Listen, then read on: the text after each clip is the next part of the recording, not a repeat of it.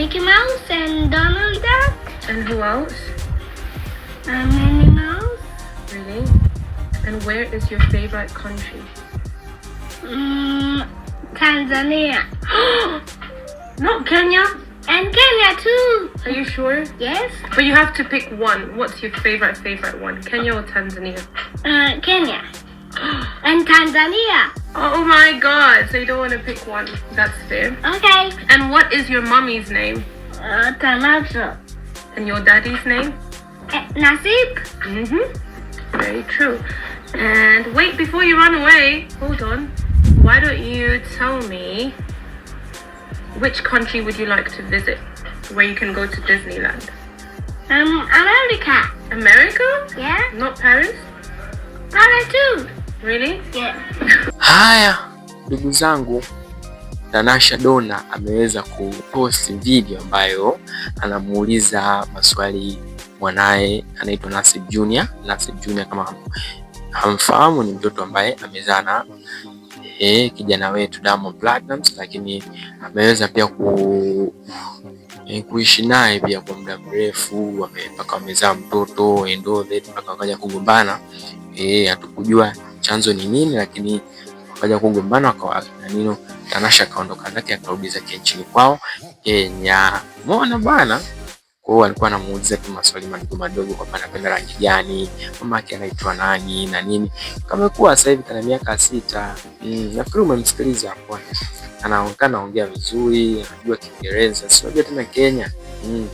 Kenya Kiingereza kama maji tu, lazima mtu ujue. Kwa hiyo kijana wetu Diamond amekuza jamani. Mtoto ni mkubwa, ni mzuri, anaongea vizuri na anampenda pia dadi wake ambaye ni Diamond Platnumz. Lakini kwa Tanasha ukifukonywa vizuri hicho alichokifanya Tanasha, mbona sisi afanye hivyo? Ina maana kuna mtu alikuwa anamtupia dongo ambaye nani? Hamisa. Jamani, mbona hamjui kuunganisha kodi nyie? Hamisa akatupia dongo ujue hapo. Ina maana kwamba Hamisa yeye mwanae sikakataliwa. Ina maana yeye alikuwa anamtupia tu dongo. Mwanangu anamjua baba yake. Wewe mwanao vipi? Mwanao anamjua nani? Ushaelewa? Msije kuona Hamisa akimwambia yule mtoto wake kwamba shida wako na yani bwana kuna shida. Na hao watu walikuwa marafiki unajua. Kipindi hicho wamekuwa ma ex wa Diamond, wakawa ni marafiki wakubwa.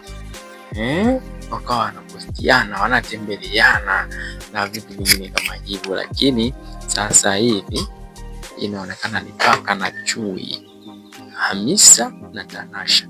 Na ndio maana Tanasha ameposti hii video. Yani kama umefuatilia vizuri, wewe ni mbea, unajua wewe ni mbea. Fuatilia vizuri intention ya Tanasha kuposti hii video ni nini? Mbona sisi wote aposti hivyo? Kwa nini? Unaelewa? Kwa hiyo mimi kwa diploma yangu ya umbea naona hilo ni dongo wa Hamisa Mobeto. Ndio hivyo dongo wa Hamisa Mobeto. Haya.